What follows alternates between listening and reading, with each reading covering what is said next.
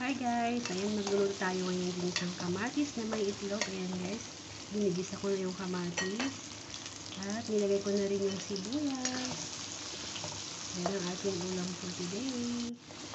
Ayan, halo-haloin lang natin guys hanggang sa lumambot ang ating kamatis. Hanggang sa magisa.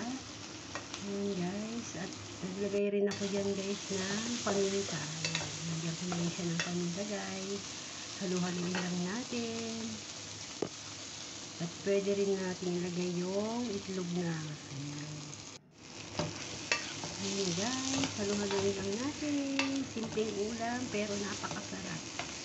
Ayan ang ating isang kamatis na may itlog. Napakadali lang lutuin guys. Ayan. Ayan na. Luto na siya guys. Okay na siya. Kainan na naman. Ayan ang ating ulam for today. Ginisang kamatis na may itlog. Ayan guys. Thank you for watching. Bye!